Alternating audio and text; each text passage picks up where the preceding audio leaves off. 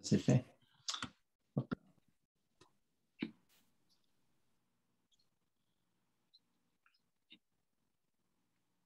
Voilà.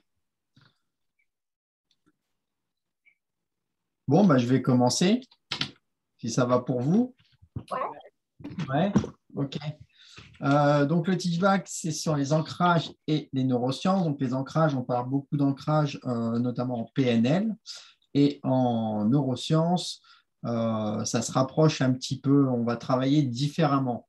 Mais j'y viendrai pendant le teachback parce que c'est vrai je vais donner beaucoup d'infos, beaucoup de termes qui ne seront peut-être pas habituels de ce qu'on a en coaching. Donc, en fait, ce teachback sera plus une première approche sur ce qui va être les neurosciences principalement, parce que j'ai entendu dans la demande que c'est vrai que c'était quelque chose qui pourrait parler à beaucoup de gens, les neurosciences. Je ferai un petit vol rapide sur les ancrages. Les ancrages, on les utilise beaucoup plus en PNL, si jamais. Donc, je vais commencer par vous poser une ou deux petites questions, enfin 2 questions pour être plus précis. C'est quoi un ancrage pour vous? C'est parvenir à ancrer, comment dire, à confirmer en fait, ou tout au moins à faire en sorte qu'une action sera réalisée d'une manière plus certaine. Enfin, j'ai du mal à expliquer quand même. Je le comprends, j'ai du mal à expliquer. Ok. Pour moi, c'est faire appel à la mémoire du corps par rapport à un ressenti ou une émotion. Et Dominique, tu... Oui, ce serait comme Frédéric, quoi. Ce serait vraiment plutôt au niveau ressenti physique, c'est-à-dire d'être vraiment comment dire, ancré, quoi, mais physiquement, quoi, justement, pour pouvoir aussi libérer l'esprit, quoi, d'une certaine manière. Ouais, c'est ça. Et pour vous, là, je vais répondre juste après. Et la deuxième question, c'est qu'est-ce que la neuroscience pour vous? Moi, ça ne me dit rien du tout. Donc, je suis ravie. Je découvre. Ouais, Ce serait utiliser ce qu'on sait du fonctionnement neurologique pour l'utiliser de façon optimale.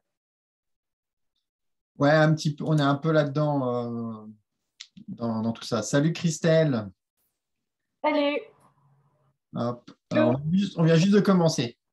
Ok, parfait. Voilà. Ok, alors du coup, donc qu'est-ce qu'un ancrage? Donc un ancrage dans le coaching avec l'utilisation de la PNL, donc on parle de programmation neurolinguistique, ça consiste à créer une réponse par un stimuli. Donc le stimuli, c'est exactement ça, c'est créer justement une pensée agréable avec une émotion agréable qu'on va ancrer avec un geste, en fait. Et on va associer ce stimuli, donc cette émotion, cette pensée, avec justement l'association d'un geste physique pour que notre corps se rappelle de cette émotion. Donc, Frédéric, tu étais plutôt juste dedans.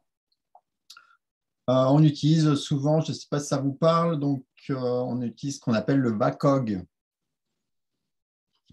Donc, vous voyez un petit peu... alors, le VACOG, c'est les 5 sens dont on est tous dotés, à moins que l'on soit sourd ou muet ou qu'on soit aveugle. En général, on les a tous. Donc, il y a le visuel, donc c'est ce qui fait appel au sens et à la vue. Donc, on a l'auditif, donc, qui se rapporte à l'ouïe, donc tout ce qui est à l'oreille. On a les sensations kinesthésiques, donc ce qui a été perçu par le toucher. On a l'olfactif, donc relatif à tout ce qui va être les odeurs. Et le gustatif, c'est les goûts. Donc ça peut être des ancrages qui peuvent être créés, notamment avec l'utilisation de la PNL. Donc quand on va emmener le client à faire un ancrage en PNL, on va l'emmener à avoir une pensée qui va justement avoir un côté agréable justement sur un visuel. Donc, ça peut être une pièce qui va lui parler, peut-être qu'il va entendre des choses dans sa pensée, peut-être qu'il va aussi ressentir un air frais ou peut-être une couette ou un plaid, ça dépend du client. Peut-être qu'il va sentir des odeurs.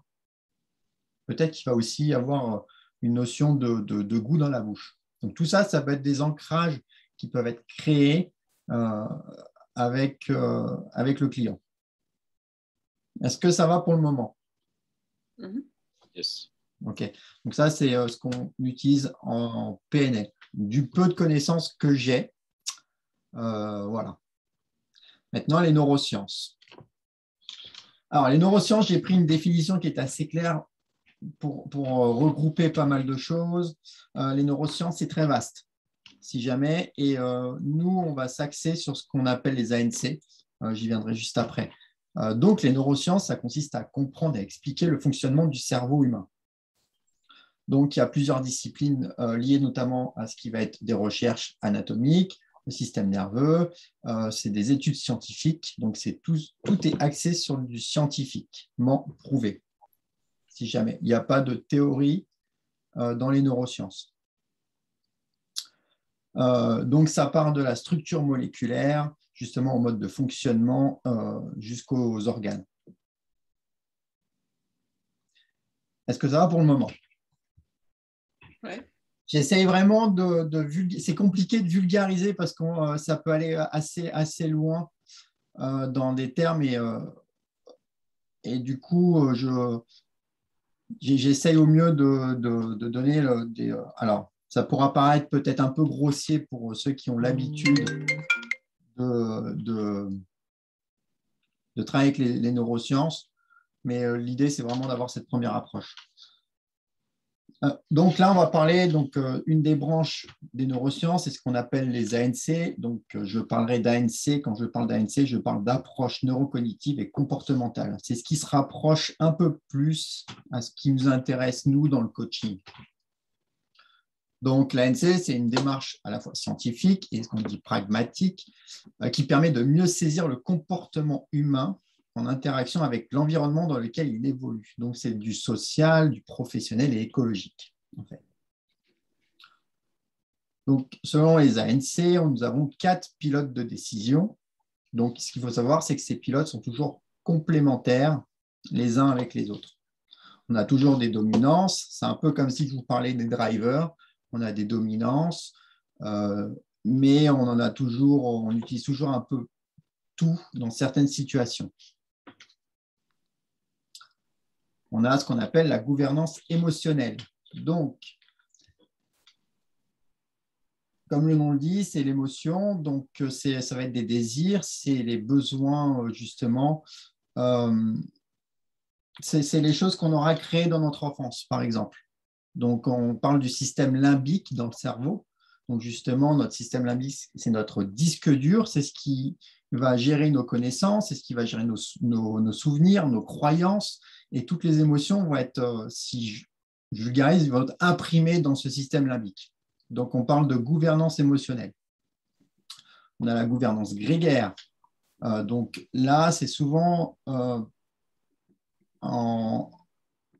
le relationnel avec les autres. C'est notre capacité à fonctionner avec les autres. On a souvent, si je fais le lien avec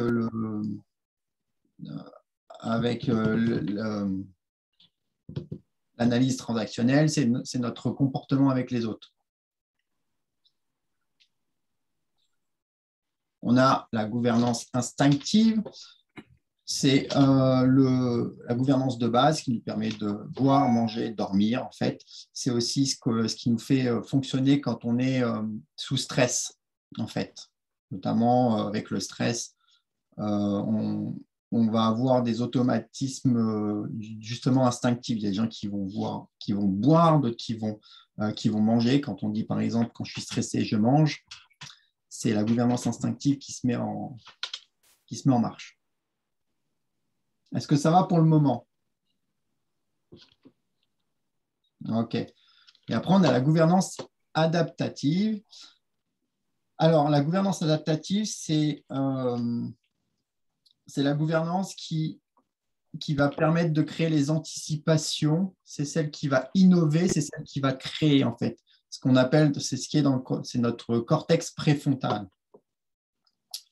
Donc, cette gouvernance adaptative, je ne vous lis pas la définition, vous l'aurez sur le PDF de toute façon avec tout bien expliqué dessus. J'ai pris ces définitions sur un site. Il y a aussi le lien qui sera sur le PDF si vous voulez aller voir le site pour aller un peu plus loin. Ça peut être pas mal si ça vous intéresse. Est-ce que ça va pour l'instant? Ouais. OK. Alors, petite information, donc vous avez le cortex préfrontal, où justement il y a la petite image là qui est mise en avant, qui vous permet juste de pouvoir créer un ancrage visuel de ce que je viens de vous dire. L'information du cerveau, c'est 1,4 kg, c'est 100 milliards de neurones et on traite à peu près par jour entre 5000 et 6000 descriptions, si jamais. Et juste en dessous, là, ce que vous voyez ici, c'est ce dont on va travailler juste après, enfin travailler, voir. C'est un neurone, en fait. Vous avez la composition d'un neurone. Donc, le neurone, là, l'idée, c'est de comprendre comment il se forme pour ensuite comprendre comment va fonctionner une connexion neuronale. Une connexion neuronale, c'est une information que vous avez imprimée. Par exemple, là, ce que je vous donne de l'information et vous êtes en train de créer des connexions neuronales dans votre cerveau. Et pour créer une information, vous allez créer ce qu'on appelle un engramme. Et un engramme, c'est en fait la connexion de 1 million de neurones.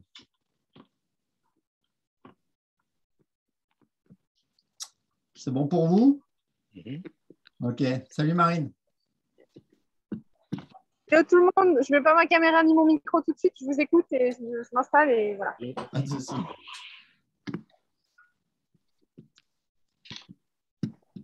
OK, donc le lien entre le coaching et les neurosciences, notamment avec les ANC, c'est d'amener notre client, justement, nous, à ce qu'on appelle une prise de conscience et à développer sa créativité. Et dans les neurosciences, ce serait de l'amener à aller à un mode de gouvernance adaptative. Donc, ça va être d'emmener sa créativité en avant.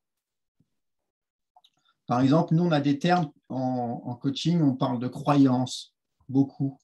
En ANC, donc, on va parler de biais cognitifs. Si vous entendez le mot biais cognitif, c'est souvent lié à une croyance, à quelque chose que le client va assimiler dans ses souvenirs. Donc, j'ai fait un petit process par rapport à l'ANC. On va prendre sur le client une situation qui lui procure du stress, donc qui n'est pas OK. On va chercher à identifier chez le client les valeurs touchées. Donc, et nous recherchons avec le client à trouver 2 à 3 points positifs que peut lui apporter cette situation. Ça, c'est tout le protocole qui est utilisé avec les ANC. Hein. Donc, nous, en coaching, on va utiliser le jeu du questionnement pour comprendre la croyance. Là, on parle d'une situation de stress, quelque chose qui n'est pas OK. On recherche ce qui va en retirer de positif de cette situation. Et en fait, l'idée, c'est de faire ce qu'on appelle la bascule entre le cerveau reptilien, donc le cerveau qui est dans l'émotion, principalement, à l'emmener dans le cerveau adaptatif. Donc, le cerveau adaptatif, ça va être de créer une nouvelle solution à notre client qui sera envisageable pour lui, de créer quelque chose de positif de cette situation, justement, et puis de dire, OK, maintenant que tu as trouvé différentes idées positives, il va falloir les répéter pour que ça devienne une habitude chez toi. C'est OK pour vous? J'ai peur de ne pas être assez clair, en fait.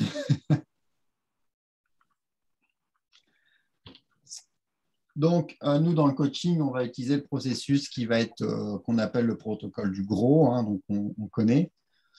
les ANC, on va être axé sur la création, on parle de séquences. Donc, la première séquence, c'est la prise d'information, la situation qui procure du stress ou qui n'est pas un comportement OK pour le client. Ensuite, il y a un moment d'échange. On va trouver les valeurs, donc en coaching, on parle de valeurs, et dans le biais cognitif, en fait, donc ça va être des croyances, ça va être tout ce qui n'est pas OK avec le client, tout ce qui est touché, et on va trouver les points positifs qu'apporte la situation qui n'est pas OK. Et ensuite, il faut créer un atelier, donc enclencher le mode adaptatif du client pour que justement il puisse trouver ses solutions et puis créer ses propres ancrages. Donc, on crée un ancrage en neurosciences par la répétition.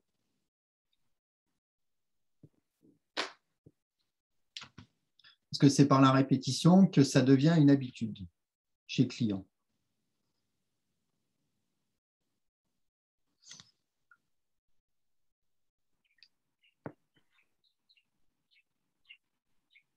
Alors, du coup, on va créer les ancrages par la répétition. Donc, en fait, la répétition, l'ancrage fait par la répétition va avoir deux effets sur le cerveau. Première action, alors, ce n'est pas deux effets, ça va être, on va faire deux actions concrètes. Ce qu'on appelle, la première action, on va supprimer les anciens schémas neuronaux. Donc, ça va être les anciennes croyances. C'est souvent le plus dur. Si je vous donne un exemple, si je vous pose la question, vous faites quoi le matin? Le matin, les trois quarts des gens, ce qu'ils vont faire, c'est qu'ils vont se lever. Alors, ils vont prendre soit un verre d'eau, ou quelqu'un qui n'a pas l'habitude de prendre un verre d'eau le matin, ce qu'il va faire, c'est qu'il va se lever, il va aller aux toilettes, ce que font beaucoup de gens, on va aux toilettes, après ils prennent le café. Ça, c'est ce qu'on appelle un chemin neuronal, ce sont des connexions neuronales, c'est des habitudes que nous avons, en fait. Et le plus dur, c'est si on veut intégrer une nouvelle connexion, ça va être par exemple le fait de dire je me lève. L'ancien schéma, ce serait je me lève, je vais aux toilettes, je prends mon café. 3 actions concrètes. Et on voudrait intégrer une nouvelle connexion. Donc, ce serait je me lève, je bois un verre d'eau et je vais après aux toilettes et prendre mon café. Quand on dit je vais et je rajoute une action, on est en train de créer ce qu'on appelle une nouvelle connexion neuronale et un nouveau schéma neuronal. Et en fait, ce qu'il faut savoir, c'est que plus nous allons répéter ces actions concrètes, plus dans notre cerveau, nous allons créer ce qu'on appelle des connexions qui vont être beaucoup plus puissantes, beaucoup plus faciles d'accès. Est-ce que c'est OK pour vous pour le moment? OK, cool. Alors maintenant, on va parler du schéma neuronal. Donc là, on a le neurone que je vous ai montré tout à l'heure. Donc, ça se compose d'un noyau. On a les axones, donc qui est un peu, c'est comme si on a une grande tige. Et on a ce qu'on appelle des dendrites.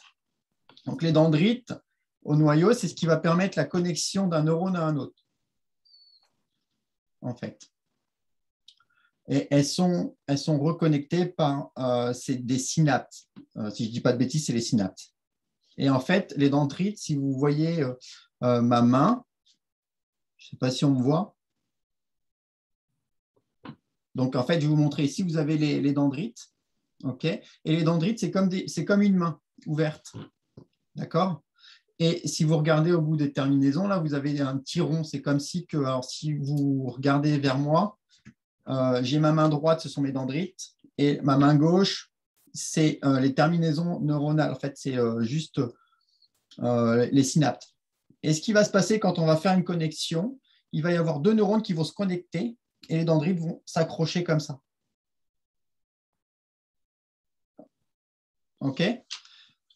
Et une fois qu'elles seront accrochées, on est en train de créer là des connexions pour savoir que pour créer quelque chose qui va être intégré, une information qui va être intégrée, il faut qu'il y ait la combinaison de 100 millions de neurones. Et là, on crée ce qu'on appelle un engramme. Et un engramme, c'est une information qui est imprimée par le cerveau, donc qui est intégrée. Ça va pour le moment? Oui. La connexion neuronale, en fait, on peut l'utiliser comme une autoroute. Ce qu'il faut savoir, c'est que les habitudes, à force de les faire, c'est tellement habituel qu'on se force pas. Donc, quand on ne se force pas, c'est comme si on empruntait la même route tous les jours. Donc, les connexions, c'est la même chose. Ils utilisent le même chemin tous les jours, et ça devient une autoroute, en fait. Et l'autoroute, en fait, elle est tellement habituelle qu'ils ne voient pas ce qui se passe à côté, en fait. Et donc, moi, on utilise le plus compliqué quand on oublie, c'est d'aller créer ce nouveau chemin. Donc, au début, c'est comme si vous prenez un nouveau chemin et que c'est en friche. Donc, il faut faire un effort, justement, pour créer ce chemin. Une fois qu'on a créé ce chemin neuronal, donc cette nouvelle route, il va falloir l'emprunter de plus en plus, tous les jours. Et plus on va l'emprunter, plus le chemin va se creuser, plus le chemin va s'élargir, donc plus les connexions vont se renforcer, plus elles vont refaire de nouvelles connexions, plus elles vont connecter avec d'autres choses, et plus ce sera facile de retrouver justement ce chemin. Et petit à petit, l'ancien chemin, donc l'ancienne autoroute, c'est comme si il commençait à redevenir en friche, et c'est comme si vous commencez à l'oublier. Et ça, c'est le principe d'un ancrage. C'est comme ça que se crée un ancrage. Au début, c'est compliqué, et par la répétition, justement, on va emmener beaucoup plus à prendre ce chemin et puis justement à l'élargir, et puis à ce que ce soit beaucoup plus simple pour vous. On sait ce que ça représente à peu près, ces 100 millions de connexions. Ça représente quoi comme volume d'habitude à emprunter de fois que tu dois emprunter le chemin pour créer cet ancrage? Enfin, c'est propre à chacun. Okay. C'est en fonction de ce qu'on appelle le cerveau. Il y a un truc il fonctionne à un truc. Le cerveau, il fonctionne avec le plaisir. Donc, il faut que le client trouve une certaine satisfaction à aller dans ce changement qui est un peu compliqué. Donc, l'idée, c'est pour ça que dans les ANC, on va trouver des situations, dans une situation qui n'est pas OK, on va chercher ce qui va lui apprendre en fait de positif, parce qu'on est on joue un subterfuge au cerveau pour dire OK, ta situation n'est pas OK là. Donc du coup, l'idée c'est de trouver quelque chose de positif que tu apprends de cette situation, justement pour créer dans ton cerveau, dire OK, il y a une notion de quelque chose qui est positif et pas négatif, pas que le négatif, parce que souvent, si on regarde en coaching, les clients, quand il y a une situation qui n'est pas OK, ils ne voient que ce qui n'est pas OK. Et nous, par le questionnement, on les amène à trouver de nouvelles possibilités. Là, les ANC et le fait de trouver quelque chose de positif, ça va créer dans le cerveau on va parler là sur un côté un peu plus chimique, hein. On va donner une notion qui est un peu comme de l'adrénaline. L'adrénaline, c'est une molécule de plaisir, en fait. C'est une des molécules de plaisir. Là, je ne vais pas vous le présenter, mais je l'ai mis dans le lien. Je vous ai donné un exercice de neurosciences, justement, qui va permettre de créer ce qu'on appelle la plasticité des chemins neuronaux. En fait, vous allez créer une plasticité au changement par la répétition. En fait, vous allez créer quelque chose qui n'est pas OK. Donc, je vous ai mis l'exercice de la douche froide. Donc, une douche froide, c'est pendant sa douche, par exemple, vous prenez votre douche normalement et puis vous mettez l'eau froide jusqu'à temps que ce ne soit pas agréable pour vous. Vous le faites consciemment. Alors, je vous dis, il ne faut pas se mettre à 15 degrés. Hein. Après, c'est toujours propre à chacun. C'est comme ce que tu me disais. Par exemple, il y en a 22 degrés, c'est froid. D'autres 15 degrés, c'est froid. Tu vois, c'est toujours propre à la personne. Et en créant ça, en créant justement la répétition de cette douche froide tous les matins ou tous les soirs, enfin tous les matins parce qu'on ne fait pas le soir, tu vas créer ce qu'on appelle de la noradrénaline, donc qui est une des molécules de l'adrénaline et qui te procure justement du plaisir.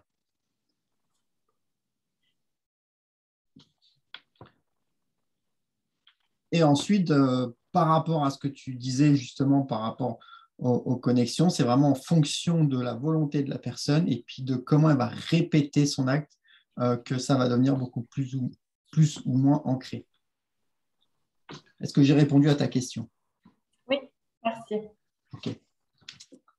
Et le lien le plus simple qu'on pourrait faire avec le coaching. Vous entendez la tondeuse là? Non? Non. Non, ok. Le lien le plus simple qu'on pourrait faire avec le coaching, ce serait quoi là? Le lien, c'est de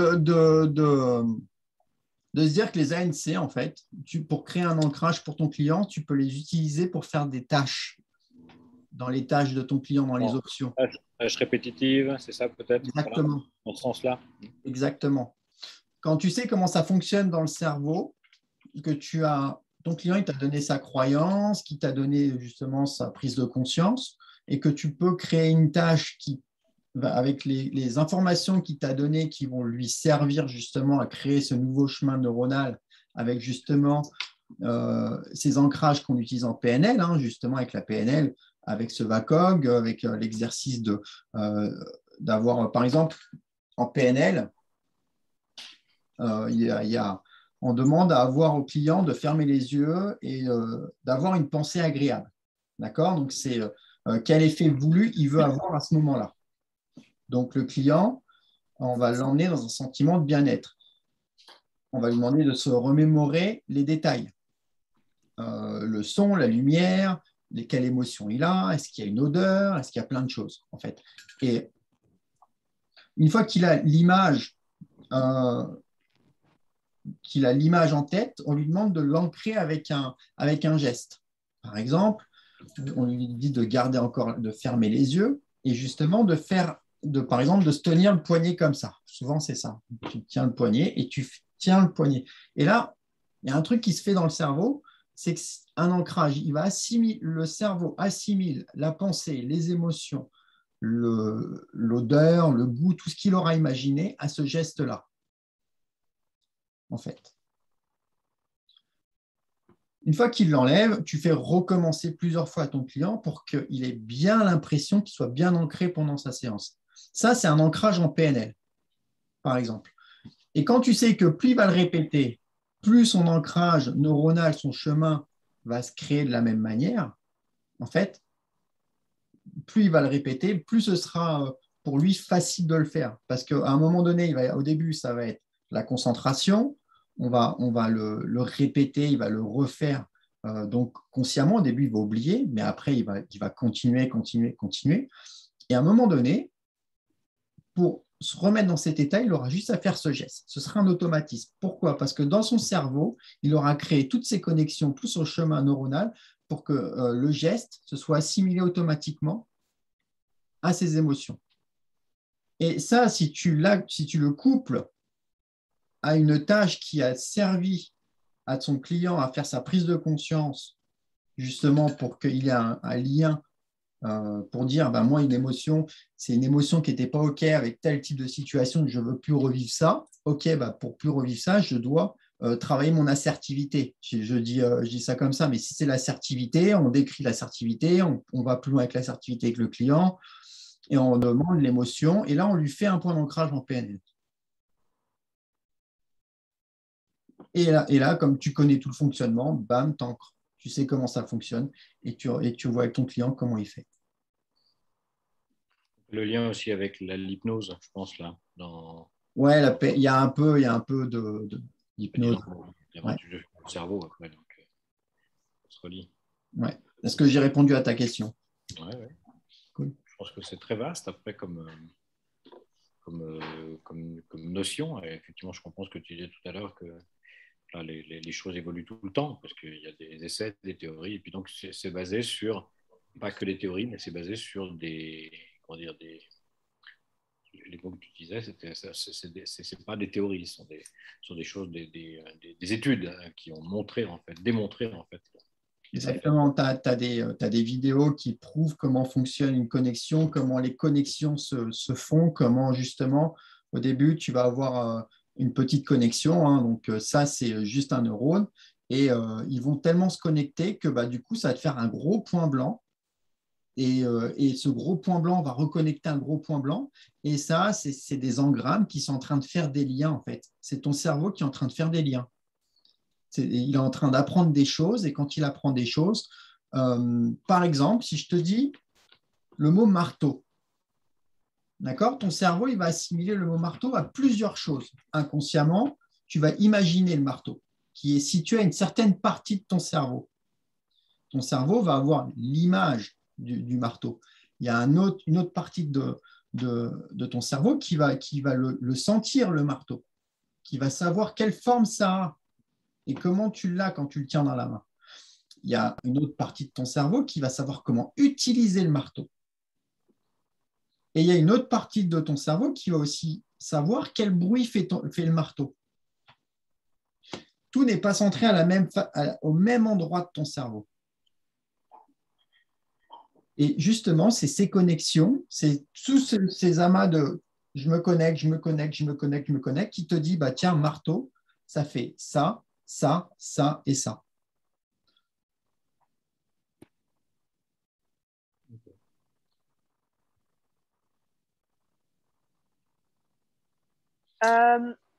Est-ce que, déjà bonjour à tout le monde, je n'ai pas dit bonjour tout à l'heure, Marie.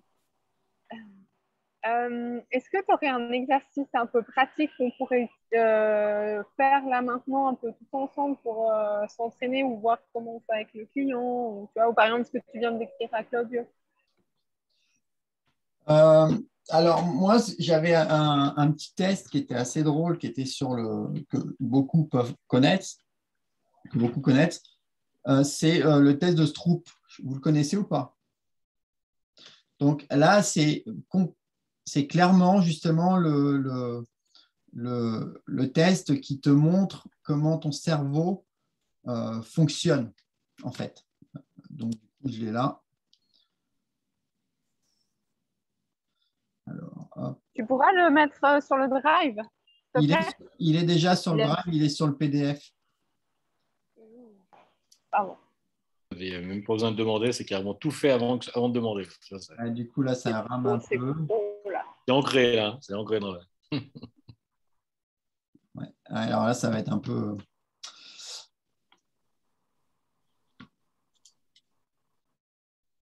Tu n'arrives pas à ouvrir ou... Ouais, je ne sais pas, ça met du temps parce que je n'ai pas la bonne connexion. Alors, bref, ce test, je vais stopper la vidéo. Ce test, en fait, c'est un test justement sur des couleurs. Et si vous faites ce test, alors faites-le le test et puis vous verrez comment votre cerveau fonctionne. Il y a un exercice, il y a quelque chose qu'on fait quand on est plus jeune. Souvent, c'était une blague qu'on faisait. C'était si je vous dis le papier, c'est de quelle couleur? Tu vois où je vais en venir. Marine, vous la connaissez? Je ne vais pas dire la fin, mais je crois que je la connais. Ok, donc on part sur des couleurs blanches tout le temps, tout le temps, tout le temps. Et puis on dit, bah, par exemple, la vache, elle boit quoi? Donc et puis souvent on part à dire du lait, parce on fait l'assimilation au blanc avec le lait, alors que ça boit de l'eau. Et ça, c'est carrément ce qu'on appelle un biais cognitif. C'est comment ton cerveau fonctionne. Et là, tu es dans ton cerveau, tu n'es pas dans ta gouvernance adaptative, parce que tu es dans une habitude, en fait, et tu ne l'as pas travaillé. Salut à toi. Hop. Je sais ce que tu es en train de te dire. C'est qui celui-là? C'est quoi cette publicité? Vite, on quitte tout ça. Ok, essaie d'être un tout petit peu curieux. Je te promets, tu ne vas pas le regretter. Je vais juste me présenter rapidement. Je m'appelle Jordan Braco. Je me suis demandé qui c'est qui intervenait là. C'est qui ce nouveau là que je ne connais pas? Pirate du web. C'est pas d'où ça vient. Attendez. Et je peux faire une parenthèse en attendant que tu cherches? Bon, je pense que ça pourrait un oui. J'avais vu une fois, il y a un documentaire sur Arte qui est trop bien, je crois qu'il est disponible sur YouTube ou un truc comme ça. C'est sur le cerveau. Et en fait, il racontait qu'à un moment donné, justement, quand on a trop de connaissances, d'expériences, en fait, et du coup de connexion cérébrale dans un domaine, eh ben, on n'est plus capable de réfléchir correctement. Désolée, c'est bruyant où je suis. On n'est plus capable de réfléchir. Enfin, il y a des choses qu'on n'est plus capable de faire, de résoudre, qu'un amateur pourrait résoudre, parce que justement, en fait, nos chemins neuronaux, ils sont tellement clac, clac, clac, clac, qu'il y a une logique qu'on n'a plus, en fait. Exactement, c'est exactement ça. En fait, ce qui s'est passé, c'est que tu as oublié certaines connexions pour en créer des nouvelles. Parce que tu les utilises plus. Et c'est pour ça que l'expertise, des fois, elle n'est pas à notre faveur tout le temps, parce que justement, j'avais trouvé ça hyper cool. Voilà, c'était ma part. C'est Marie? J'ai une question aussi par rapport à ce que tu décrivais tout à l'heure en disant, tu sais, il faut créer des nouvelles habitudes, etc. Et que, en fait, la motivation, ça doit venir, en fait, il y a une forme de plaisir là-dedans. Mais si, par exemple, tu dois te détacher je pense, par exemple, en l'occurrence, d'une addiction, par exemple, tu vois, je sais pas, fumer, par exemple, enfin, ceux qui fument, si tu leur dis non, non, mais ça va être super d'arrêter de fumer, ça va être pur plaisir. Enfin, je veux dire, on sait tous que c'est un peu une torture. Donc, tu vois, je me dis comment aussi ça, par rapport à ces nouveaux comportements que tu dois intégrer, en faire des habitudes, comment tu fais? Alors là, c'est addictif. En fait, tu remplaces une addiction par une autre. C'est subtil parce que tu vas créer une addiction qui va être plus saine pour le cerveau. Ce qu'on appelle un transfert d'addiction. Transfert d'addiction, ok. En ce qui me concerne, j'ai arrêté de fumer par ce biais-là. Ça a été remplacé par quoi? Alors moi, pour la petite histoire, j'ai arrêté de fumer. Quand j'ai arrêté de fumer, j'ai posé quand j'étais maître d'hôtel en Angleterre, et j'avais mon paquet de cigarettes sur mon desk. Et le jour où j'ai dit j'arrête de fumer, où j'avais toujours mes paquets de cigarettes, j'ai remplacé par des fruits. Et en fait, ce qui s'est passé, c'est que sur mon desk, j'avais une pomme. Et on avait un rituel avec les collègues, c'était que chaque fin de service, on se retrouvait devant le restaurant avec soit un verre ou peu importe, on buvait un coup ensemble devant, et puis on fumait une cigarette de fin de service. Et ben moi, j'ai remplacé ce geste, c'est le geste qui fait que la motivation était là. Donc, si tu es motivé, si tu as la motivation, après, c'est le geste qui reste, en fait. C'est cette connexion du geste qui fait que voilà, tu as besoin de faire ce geste. Et moi, je l'ai remplacé par un fruit. Et à chaque fois que j'avais ce stress, que j'étais stressé ou que j'étais en mode « Ah, il faut que j'aille fumer », j'allais bouffer un fruit. Bon, à un moment donné, j'en pouvais plus des pommes et des bananes et tout ça.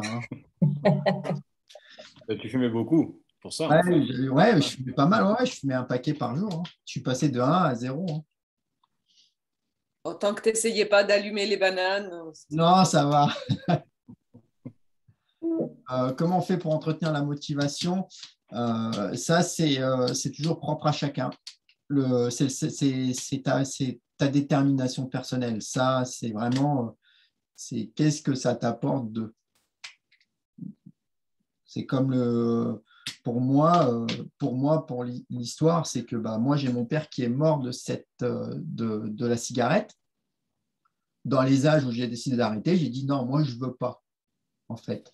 C'est parce qu'en plus, c'est souvent génétique, ces cancers. Donc, du coup, je me suis dit non, moi, je ne veux pas. Et puis, du coup, ça a été ma motivation personnelle.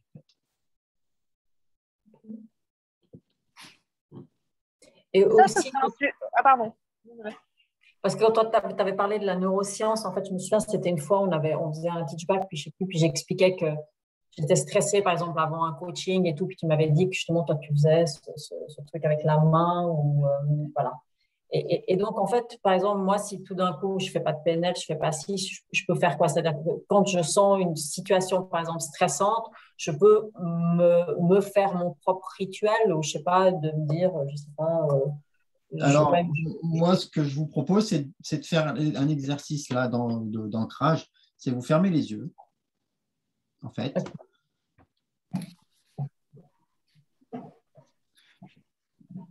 Et ayez une pensée agréable. Donc, quelle pensée vous avez envie d'avoir quand vous êtes stressé, par exemple?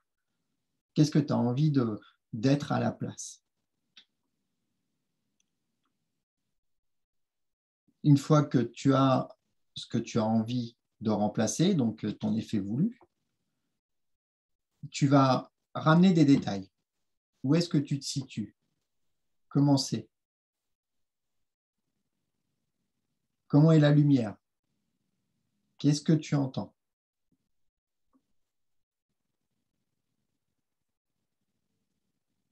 Une fois que tu as tout ça, tu gardes bien l'image dans la tête et tu commences à ressentir toutes les odeurs qui vont avec.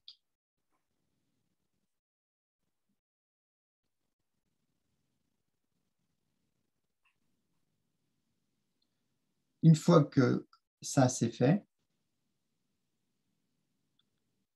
je te laisse te toucher le poignet, ta main gauche à ta main droite.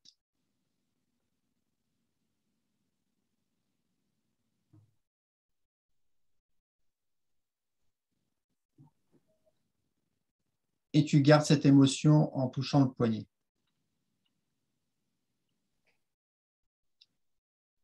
Et ensuite, tu reviens gentiment en ouvrant les yeux quand tu te sens dans cet état de bien-être.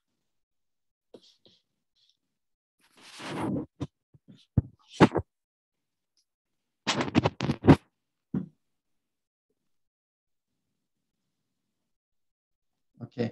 Là, on a créé un ancrage. Il faut le répéter. Une fois que tu as répété ça avant chaque séance, par exemple, si tu es stressé, tu prends ces 7 minutes et tu refais ça. Tu repenses le plus souvent possible. En fait. Et en le refaisant, et ben justement, tu vas aiguiser justement ces sons, ces odeurs, ces sentiments. Et juste en créant ce geste que tu as créé toi-même en te touchant, et ben, tu recréeras ce sentiment que tu as. C'est ça un ancrage. Ok, merci. Moi, c'est ce que je fais, par exemple, quand je parlais d'émotion, je pense que tu as fait avec ça. Moi, c'est l'oreille. Moi, je touche l'oreille comme ça, et puis ça me permet justement de me dire, parce que moi, c'est une phrase, et l'émotion de mon client n'est pas la mienne. En fait. Et paf, et ça me permet de dire, OK, Kevin, là, tu es dans l'empathie et pas dans la compassion. Donc, tu peux observer. Et il y a tout un process derrière, parce que moi, j'ai une image, une métaphore qui est derrière sur laquelle j'ai travaillé en coaching, qui était justement cette image d'éponge. Et puis, quand je fais cet ancrage-là, ben, c'est comme si je mettais un parapluie au-dessus de l'éponge, et puis que le client, les émotions tombent sur le parapluie, puis coulent tout autour. Et de l'éponge, donc l'éponge chez moi, l'éponge, elle reste l'éponge, donc elle ne prend pas l'émotion de l'autre, et elle peut observer ce qui se passe, sans forcément le vivre et être gonflé. Et ça, c'est mon ancrage. Et ça, c'est ma connexion à moi. C'est mon histoire. Okay.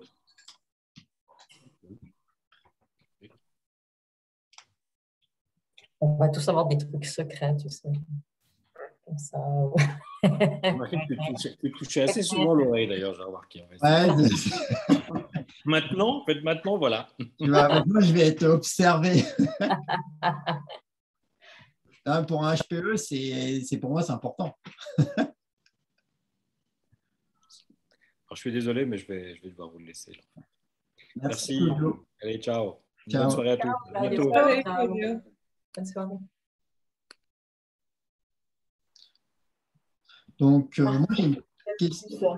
Hein? Merci pour ces astuces, c'est cool. Ouais, c'est cool.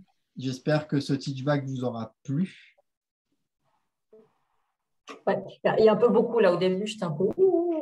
Ouais, il y a beaucoup d'infos, donc en plus j'ai évité d'aller trop, donc c'est un peu frustrant parce que justement c'est que de la surface, c'est un peu grossier là, donc les personnes qui sont vraiment dans tout ce qui va être dedans peuvent se dire mais c'est un peu voilà. Mais c'est ce que j'ai dit, c'est vraiment une première approche. Hein. Après, c'est des choses, c'est comme je disais à Claudio, santé. c'est comme je disais à Claudio, il y a cette notion au début, ce qu'il faut savoir dans les neurosciences, c'est que tout peut changer assez rapidement en fait, parce que c'est quelque chose qui est assez récent, mine de rien, et ce qu'on dit une vérité d'aujourd'hui n'est pas celle de demain, et tous les 18 mois, il y a des changements qui sont apportés à des choses qui ont été dites et affirmées. Donc, c'est vraiment à prendre avec des pincettes, hein, parce que c'est vraiment, il faut se tenir constamment, faut vraiment aller s'éduquer constamment sur les neurosciences parce que ça évolue à une vitesse, c'est impressionnant. Et puis, ça va beaucoup plus loin parce qu'on peut faire des relations avec le champ quantique. Enfin, il y a plein de trucs qui vont, ça va très, très loin. Et tu as des lectures, par exemple, à recommander là-dessus ou bien je regarderai puis je vous mettrai sur le groupe en lecture après. Moi, il y en a un que j'aime beaucoup. Alors, on aime ou on n'aime pas.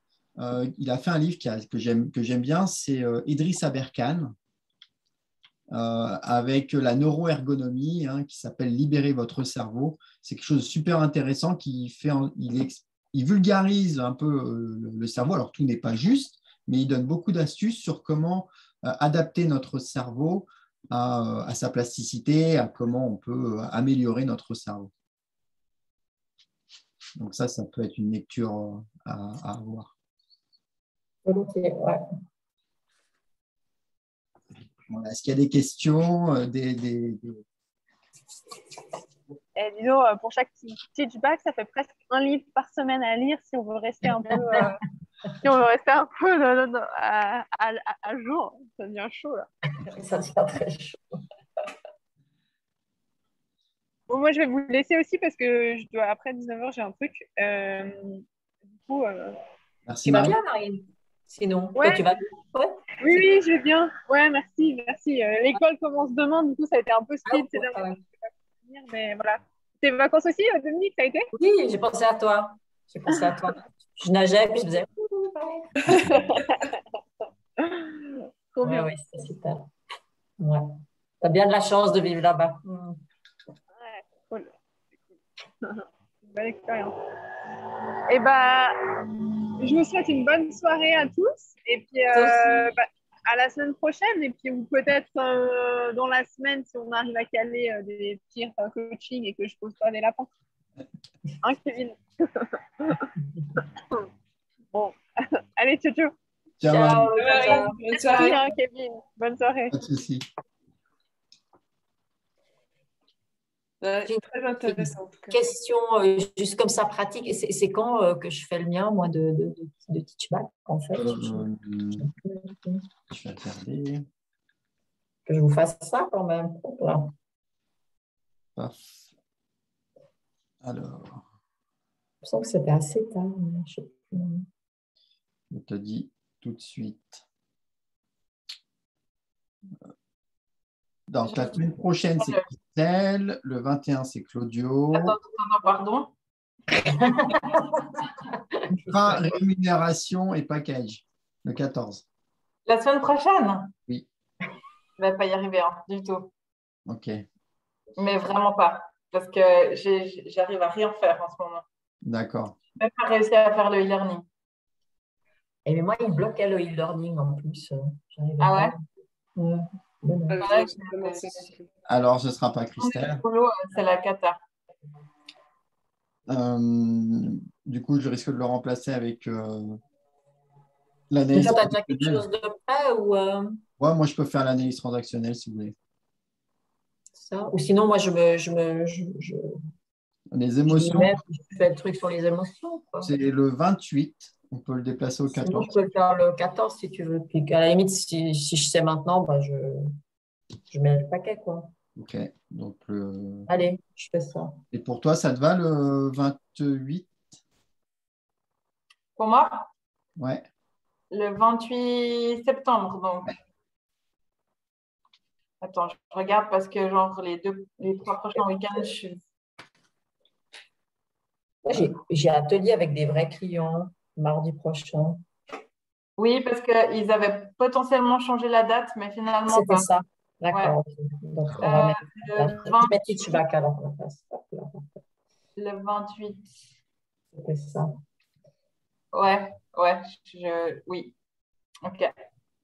Et sinon, on peut te le mettre au 12 octobre et puis moi, je fais le 28 l'été. Hein. Ouais, alors le 12 octobre, ça me paraît beaucoup plus relax, ouais, parce que c'est juste jusqu'à fin septembre, c'est compliqué, après ça va se tasser un peu. Ok, on fait ça alors, 12 octobre. 12 octobre, ok. Comme ça, j'ai bien le temps de voir un peu, parce que il faut que je demande des infos un peu à gauche et à droite Ouais. pour bien faire ça, parce que les informations, enfin, j'ai regardé un peu sur les sites des gens et les tarifs ne sont pas forcément affichés, puis ça dépend des régions, donc ça demande pas mal de recherche. Ouais, 12 octobre, alors j'ai noté. Yes. Puis Dominique, semaine prochaine, c'est toi. Ok, je fais la semaine prochaine. Ouais, j'ai lu un petit bouquin et tout. Bon, alors voilà, je vais pas. On a déjà un petit peu travaillé les émotions, quoi. Vous avez une idée, mais c'est vraiment plus un complément. Je trouve qu'il y a vraiment deux, trois trucs qui sont intéressants. Et puis j'ai aussi, en me baladant, bam, je suis tombée sur un podcast sur les émotions. Donc je peux aussi mettre le lien. Enfin voilà, quoi, il y a deux, trois choses comme ça. Un peu sympa, quoi. Moi, je pense que ça peut être un petit plus. On verra. Cool. Et puis il y avait Frédéric, je crois que toi, tu n'avais pas pris de. Non. Et je ne sais pas sur quoi je pourrais faire ça. Alors, c'est si tu en as envie. D'accord? Et si quelque chose te parle, tu viens me voir moi ou Olivier. Et puis c'est avec plaisir que nous, on te met un crime. Je vais y réfléchir. Les valeurs et les croyances, il y a quelqu'un qui fait ça déjà aussi. Valeurs, croyances, c'est Olivier. Ouais, Olivier. J'ai commencé un peu à travailler dessus et puis du coup, Olivier s'est proposé, donc je lui laisse volontiers.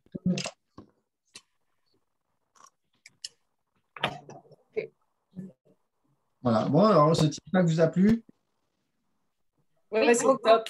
Ouais, c'était bien. Merci. J'imagine que ça ne devait pas être facile de vulgariser tout ça, quoi. C'est compliqué, surtout quand on commence à parler de neurones. Enfin, c'est un peu. Je pense qu'effectivement, je veux bien la référence à ce bouquin dont tu parlais, là, qui est bien. Ouais, alors je le donnerai. Et si vous voulez, vous pouvez télécharger justement attendez. Tac, je vais faire ça. Et puis après, on a le lien pour faire ce test que tu as mis en fin de PDF. Oui, c'est sur le PDF si jamais. Okay, cool. Ouais. Il est sur le PDF et tac. Je veux juste qu'il s'ouvre. J'ai mis un exercice que je faisais, enfin, que je fais faire de temps en temps. S'il veut bien s'ouvrir. Voilà. Hop.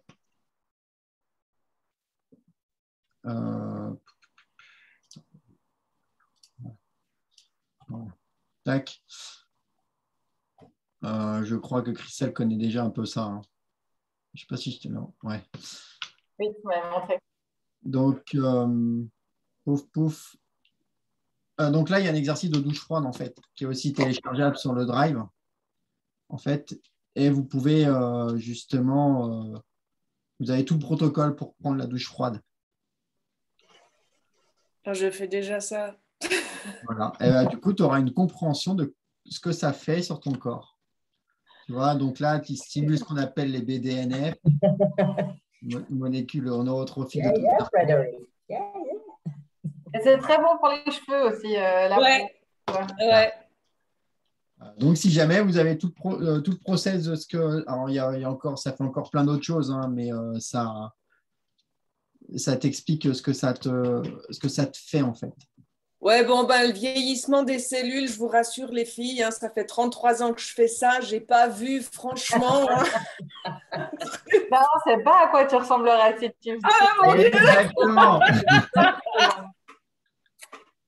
C'est avant-après, tu sais. Ouais, ou alors il faut que je trouve de l'eau plus froide, que j'essaye les glaçons peut-être. Et ça ne veut pas dire que c'est un remède miracle. Hein. Mais non.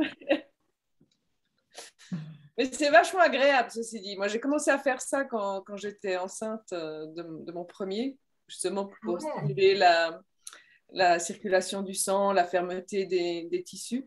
Et puis le problème de ce truc, c'est qu'une fois que tu commences, tu ne peux plus arrêter. Je suis incapable de sortir d'une douche ou d'un bain sans passer par une douche froide. Ouais. Ouais. Alors je peux, oui, mais ça me dérange. C'est vraiment inconfortable. Et quand je suis dans des pays où il n'y a pas d'eau froide, tu vois, en Asie, à Dubaï, enfin, l'eau, elle n'est pas super froide. Pour nous, elle est tiède, quoi. Et ouais, c'est inconfortable. Donc, ouais, je comprends bien le chemin. Ouais, tu vois la connexion. Ouais. Je me réjouis de lire ça, ouais. Ah, c'est chouette. Cool, alors je suis content que ça vous ait plu. Alors j'espère que ça vous a apporté quelques outils pour vous en plus, la compréhension. Ouais, c'est bien, je trouve qu'on n'utilise pas assez les ancrages. Enfin, personnellement, je peux même dire je n'utilise pas assez les ancrages. Parce que même si je sais que ça existe, j'ai une copine, ma meilleure amie qui faisait de la PNL qui m'avait amené à ça aussi. Puis c'est vrai que j'y pense jamais, en fait. Ben, du coup, tu as maintenant tout pour. Ouais. Tout pour. Donc, puis en plus, vous avez même un peu là, c'est là ce que je vous ai fait, l'ancrage PNL là, sur l'exercice, c'est vraiment, faut prendre le temps hein, avec le client. Mais c'est bien d'intégrer aussi tous les sens, ça je trouve que c'est chouette. Ouais. Oui, l'odeur, enfin, je trouve que c'est chouette, quoi. Parce que ton cerveau fait des liens. Bien sûr, ouais. Il fait ses liens. Et puis l'utilisation du VACOG, justement, tu sais, le visuel, l'olfactif, tout ça, c'est vraiment important parce que du coup, vous pouvez ajouter votre petite touche. Si par exemple, quelqu'un veut un ancrage physique pour se mettre dans le travail, moi, mon ancrage, quand je vais être dans ma bulle, donc dans ce que j'appelle l'état de flow, tu sais, dans mon univers, moi, mon portable, déjà, il n'est pas dans la pièce où je travaille, mon attel, il est ailleurs. Et puis, je mets un encens. Une fois que j'ai démarré un encens, je reste dans mon univers et c'est mon outil, c'est là où je travaille moi, il n'y a rien qui peut m'enlever. C'est mes ancrages. C'est l'odorat et le visuel, je l'enlève. Donc ça, c'est une de mes techniques que je fais pour moi, pour me sentir plus productif. Et ça, c'est des choses qui peuvent être créées justement. Est-ce que tu as de l'encens? Est-ce que tu aimes l'encens? Ok, qu'est-ce qui... Alors après, c'est des tâches, hein, mais lancer un encens, quand tu veux te mettre dans cet état de travail que tu veux travailler, qu'est-ce que tu peux faire? Une musique. Moi, j'ai un ancrage, c'est une musique pour aller au sport. Parce que quand j'ai arrêté de fumer, tous les matins, pendant 1 an et demi, je faisais 5 jours sur 7, j'allais à la salle de sport avant d'aller prendre mon service. Et je mangeais ma pomme en allant travailler, en allant à la salle de sport. Ouais, j'y allais. Hein. Et je mettais une playlist sport qui commençait toujours par la même musique. Et maintenant, à chaque fois que j'entends cette musique, j'ai envie d'aller dans une salle de sport. Ça, c'est un ancrage. Et ça a duré 1 an et demi où c'était la même mélodie qui, quand je passais je sortais de la porte, et qu'il pleuvait, peu importe, j'avais mes écouteurs et j'avais cette musique pour lancer, pour aller à la salle de sport. Et ça c'est un ancrage, c'est resté, c'est puissant pour moi.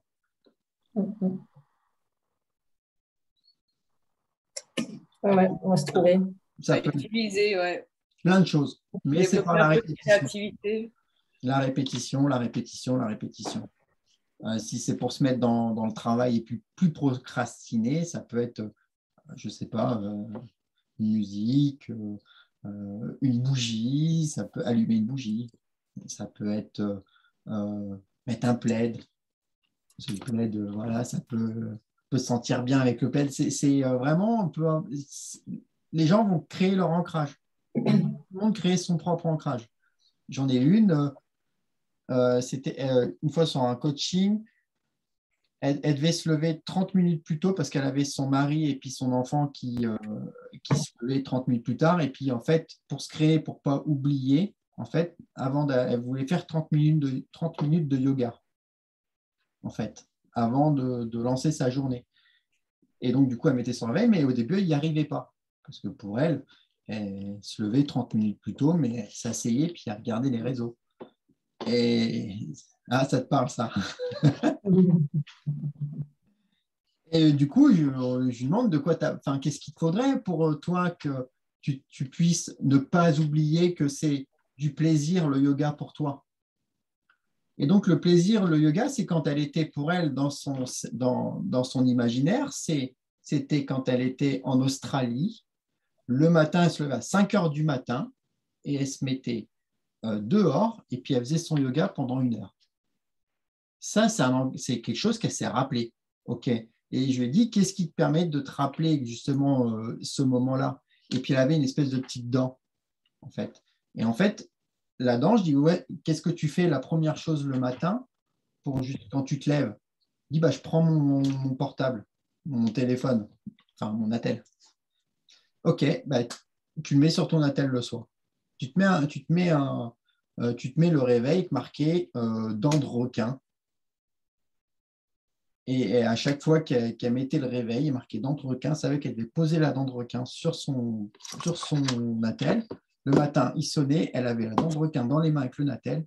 Elle descendait, elle mettait la dent de requin, elle faisait son yoga et du coup, elle se levait à 5 heures au lieu de 6 heures. Donc, au lieu de 30 minutes, elle a mis à 1 heure parce qu'elle a repris ce qu'elle faisait avant. Et elle se levait à 5 heures, elle faisait 30 minutes de sport et 30 minutes de yoga. Et en plus, elle a perdu du poids parce que c'était quelque chose qu'elle voulait faire. Et elle a fait avec ses outils. Donc, elle a fait le lien avec sa dent, quelque chose qui lui rappelait ses émotions.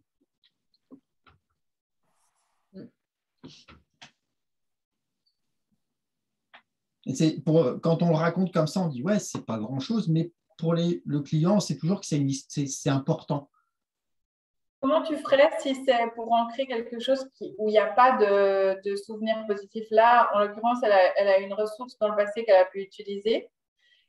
Comment tu fais si c'est quelqu'un par exemple, tu prends la même personne, mais elle n'a jamais eu cette expérience en Australie? On utilise le coaching pour savoir ce que ça lui apportera de positif dans l'enjeu. OK. S'il n'y a pas et à ce moment-là, une fois que tu l'as fait se visualiser dans ce que ça lui apporterait de positif et tu fais un ancrage à ce moment-là. Exactement. Plus on va trouver des enjeux positifs dans notre client, plus il va faire quelque chose de fort pour lui.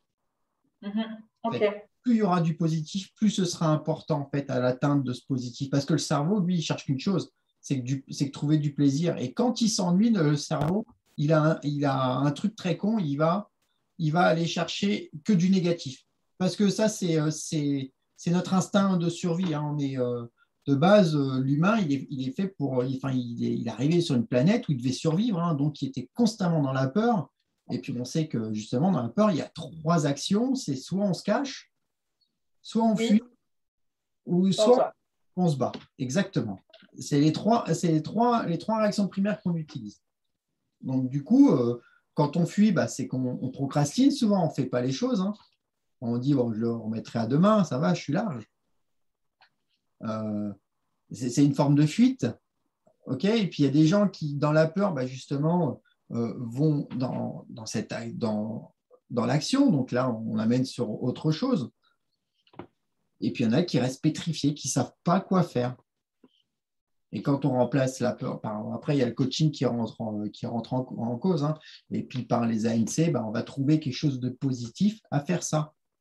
Donc du coup, les questions, ce serait OK, le yoga, c'est quoi? Ça t'apportera quoi le yoga à faire? Donc ça, c'est par le biais des ANC, hein, mais on se rapproche aussi avec le coaching. Hein.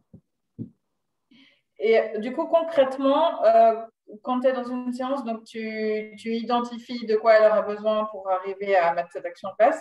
Et puis, c'est dans les options que tu lui proposes de faire un ancrage. Alors, c'est au moment qu'elle te dit.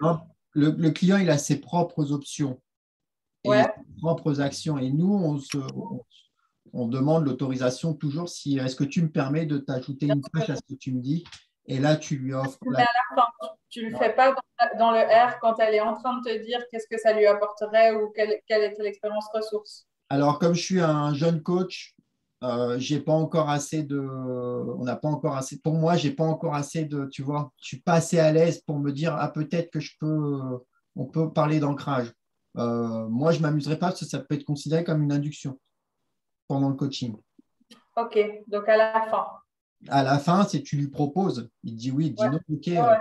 Et puis là, tu sais comment ça fonctionne, tu sais comment lui apporter, et tu utilises tous les éléments par rapport à sa prise de conscience pour que ce soit bien ancré dans son action et que bah, justement par la répétition, ce soit fait.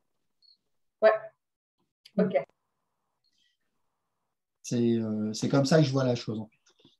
C'est aussi comme ça que je l'imaginais, mais j'aime bien l'entendre dire. Et puis, ouais, je suis assez, pour moi, je mets assez de la limite par rapport avec le coaching. Nous, quand on est dans le R, on est coach, hein, on n'est pas.